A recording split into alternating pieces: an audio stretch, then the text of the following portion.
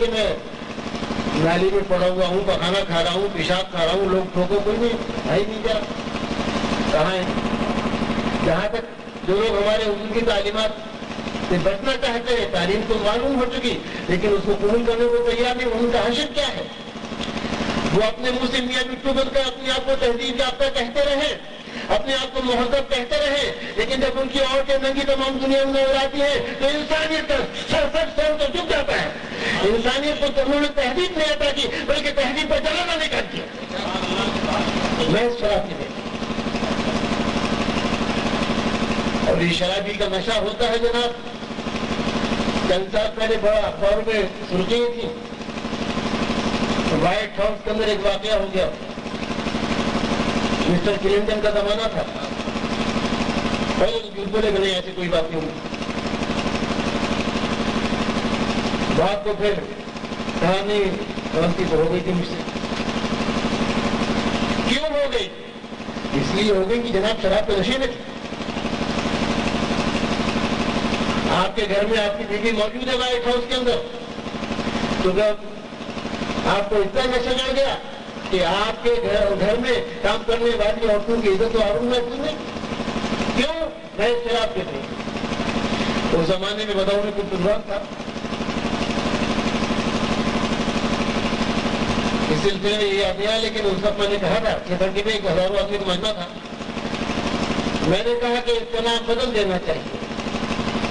White house کا مطلب ہے سفید گھر، لیکن جس گھر میں کالے کام ہو اس کو وائٹ ہاؤس کہنا ایک الفاظ کا مذاق اڑانا ہے۔ جس گھر میں کالے کام کی جا رہے ہو، جس میں عورتوں کی عزت محفوظ نہیں ہو، جس میں عورتوں کی عصمت محفوظ نہیں ہو، جس میں عورتوں کی عزت محفوظ نہیں ہو، اس کو وائٹ ہاؤس کہنا بالکل غلط ہے، اس کو تو بلیک ہاؤس کہنا چاہیے، کالا گھر کہنا چاہیے۔ جہاں کالے کاموں کو کالا گھر نہیں کہتے تھے، جہاں منہ کالا کیا جائے گا، جہاں کالے کرتوت کیے جائیں گے، اس گھر کا نام وائٹ ہاؤس نہیں ہونا چاہیے بلکہ کالا ہاؤس ہونا چاہیے۔ نعرہ تکبیر، نعرہ رسالت، حضور تاجدار اہل سنت، حضور مجاہد دورہ۔ سبحان اللہ، سبحان مجاہد دورہ کون سا مل رہا؟ میرا کام سنا دیجیے، آپ کو کیا ہے؟ آپ کو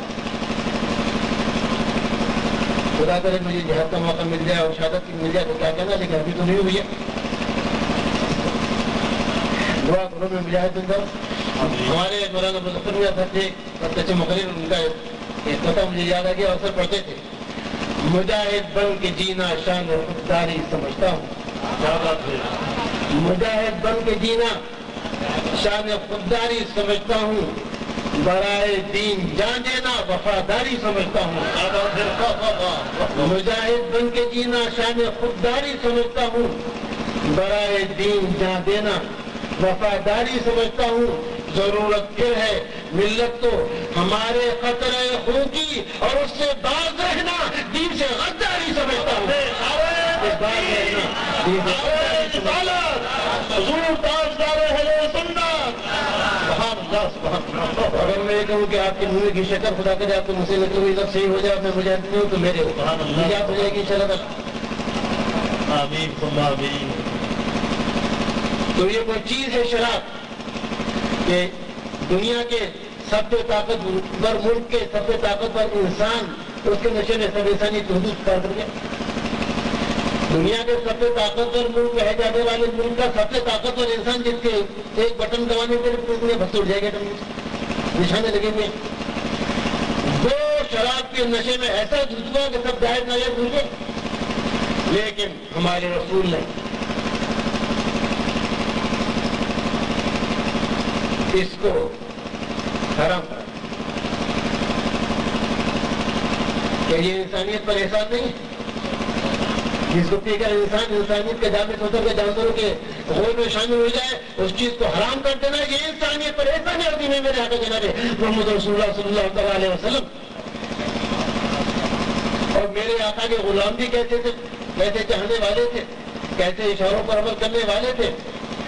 شراب شروع میں تو سب پیتے ہی تھے، حرام ہونے کا حکم نہیں دیا تھا حضور نے، لیکن جس وقت حضور نے کہا آج تو شراب حرام کوئی نہیں پیے گا، تو صحیح احادیث کی روایات ہیں، صحیح احادیث کی کتابوں میں، سیاہ ستہ میں، کہ مدینہ شریف کی گلیوں میں نالیوں میں ایک سیلاب آ گیا.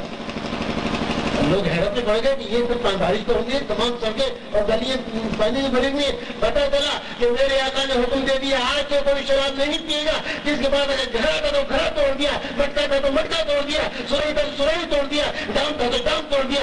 جس چیز میں شراب رکھی تھی وہ عہدہ کر دیا. تمام مدینے کی گلی میں شراب بہ گئی اور اس دن سے آج تک مسلمان شراب کو حرام سمجھتا ہے. اگر شامت عمل سے ہم پینے لگے تو یہ ہم احسان فراموشی کریں گے. احسان فراموشی سے بڑا جرم کوئی نہیں ہے. ہمارے آقا نے ہم لوگوں پر احسان عظیم کیا کہ اس چیز سے ہم کو بچا لیا جو انسان کو انسانیت کی دائرے سے نکال کر حیوانوں کی غور میں کھڑا کر دیتی ہے. اور ہم پھر اس کو اپنانے کی کوشش کریں تو ہم احسان فراموشی کر رہے ہیں, اپنے اصول کے احسان کو بھلانا چاہتے ہیں. اور وہ قوم کبھی کامیاب نہیں ہو سکتی جو اپنے محسن کے احسانوں کو بھول جائے. احسان فراموش سے بدتر لفظ کوئی نہیں.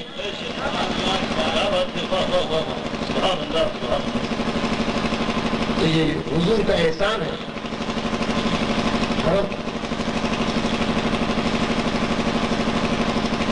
پڑھنے لکھنے کا رواج بہت کم ہے.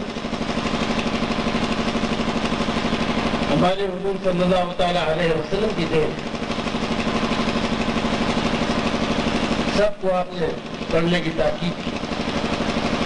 جو گنتی کو لوگ لکھنا چاہتے تو ان کو ہوتا کہ اپنے محلے کی طرف کو لکھنا سکھا تو پڑھنا سکھا.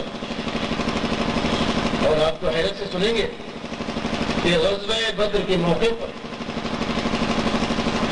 جس کو قرآن عظیم میں یوم الفرقان کے نام سے یاد کیا گیا, یعنی بدر کی لڑائی کا دن وہ دن تھا کہ حق اور باطل میں ایسی تفریق ہو گئی کہ اب قیامت تک دونوں تھے. یوم الفرقان اللہ نے فتح عظیم عطا فرمائی.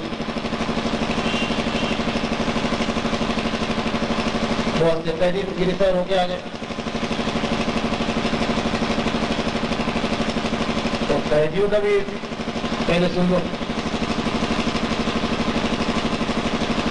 انگلینڈ جو اپنے آپ کو بہت مہذب کہتا ہے 150 سال پہلے تک اس کی یہ حالت تھی کہ ان کا ایک برج تھا, ٹاور. اب جس سے ناراض ہو گئے بادشاہ یا حکام صاحبہ, انصاف نام کی تو کوئی چیز تھی نہیں, اس ٹاور میں گئے. دوسرا آگے اسے بند کر دیا, تیسرا آگے اسے بند کر دیا. اگر 20 آدمی رہ گئے 40 آدمی چھوٹ گیا اس کے. اور پھر نہ کھانا نہ پینا نہ پیشاب نہ پکانا. جب دن بچ کھولا جاتا تھا تو اس میں سے 90% کی لاش نکلتی تھی. اب 10% رہ گئے پھر اور بڑھنا شروع کرتی ہے. قیدیوں کے ساتھ یہ شروع ہوا کرتا تھا. اب تو پہلے قیدیوں کو ختم کر دیا جاتا, قیدیوں کو چھوڑا نہیں جاتا, اور چھوڑا بھی جاتا تو اس کا اگر شامت عمل سے ہم پینے لگے تو یہ ہم احسان فراموشی کریں گے. احسان فراموشی سے بڑا جرم کوئی نہیں ہے. ہمارے آقا نے ہم لوگوں پر احسان عظیم کیا کہ اس چیز سے ہم کو بچا لیا جو انسان کو انسانیت کی دائرے سے نکال کر حیوانوں کی غور میں کھڑا کر دیتی ہے. اور ہم پھر اس کو اپنانے کی کوشش کریں تو ہم احسان فراموشی کر رہے ہیں, اپنے اصول کے احسان کو بھلانا چاہتے ہیں. اور وہ قوم کبھی کامیاب نہیں ہو سکتی جو اپنے محسن کے احسانوں کو بھول جائے. احسان فراموش سے بدتر لفظ کوئی نہیں.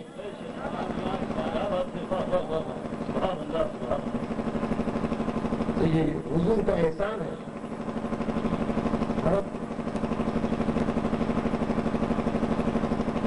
پڑھنے لکھنے کا رواج بہت کم ہے. ہمارے حضور صلی اللہ تعالیٰ علیہ وسلم کی دین سب کو آپ نے پڑھنے کی تاکید کی. جو گنتی کے لوگ نکالتے تھے ان کو ہوتا کہ اپنے محلے کی طرف لکھنا سکھا تو پڑھنا سکھا. اور آپ تو حیرت سے سنیں